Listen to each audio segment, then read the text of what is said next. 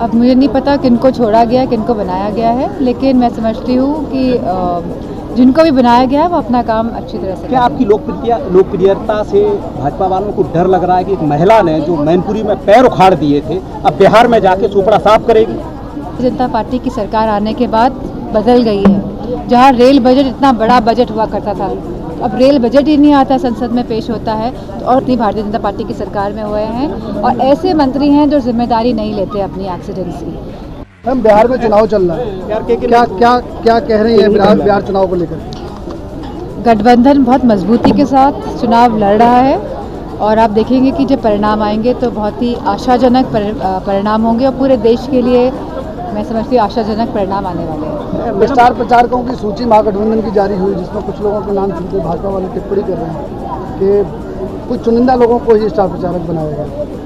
अब मुझे नहीं पता किनको छोड़ा गया है, किनको बनाया गया है, लेकिन मैं समझती हूँ कि जिनको भी बनाया गया है वो अपना काम अच्छी तरह से। क्या आपकी लोकप्रियता से भाजपा वालों को डर लग रहा है कि एक महिला ने जो मैनपुरी में पैर उखाड़ दिए थे अब बिहार में जाके चोपड़ा साफ करेगी?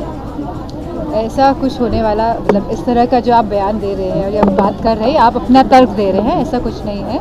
अगर वहाँ पे बुलाया जाएगा तो समाजवादी पार्टी के रूप में स्टार प्रचारक के रूप में हम जाएंगे। मैडम, रेल मंत्री जो हैं पूरे देश में जब हम यात्री ट्रेनों की बात करते हैं तो 13,452 है और रेल मंत्री हमारे ये कहते हैं, घोषणा करते हैं कि 12,000 ट्रेनें चलाई जाएंगी। ये कहाँ से चलेंगी?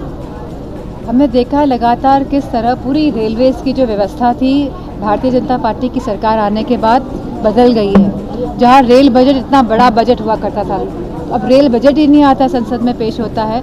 और एक्सीडेंट्स अगर हम देखेंगे रेलवेज़ में, इतने एक्सीडेंट्स कोई भी और सरकार में नहीं हुए हैं जितनी भारतीय जनता पार्टी की सरकार में हुए हैं और ऐसे मंत्री हैं जो जिम्मेदारी नहीं लेते अपनी एक्सीडेंट्स की।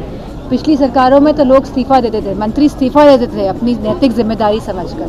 तो मैडम, भाजपा सांसद मनोज तिवारी बिहार चुनाव में एक रैली के दौरान बोले कि ये महागठबंधन के लोग भ्रामक प्रचार कर रहे हैं। वक्फ बोर्ड बिल को जो है संसद में पारित किया जाता है और ये विधानसभा चुनाव के नतीजे आने के बाद पारित करने की बात कर रहे हैं। मैं समझती हूँ क्योंकि कोई एजेंडा नहीं है भारतीय जनता पार्टी वालों के पास, और जिस तरह की परिस्थितियाँ बिहार में हैं और जिस तरह सीएम का चेहरा नहीं है एनडीए के पास आज, तो मैं समझती हूँ कहीं ना कहीं ध्यान भटकाने के लिए वक्फ बोर्ड, ये सीआईए, ये एसआईआर, ये इस तरह की गतिविधियाँ जानबूझ के सरकार करती है। जिससे मूल मुद्दे जो हैं बिहार के, जहाँ बेरोजगारी है, जहाँ पे लोग पलायन कर रहे हैं क्योंकि कोई रोजगार नहीं मिल पा रहा है, तो इन मूल मुद्दों से ध्यान हटाने के लिए इस तरह की बयानबाजी और भाषणबाजी होती है। मैडम, आखिरी सवाल है, पीडब्ल्यूडी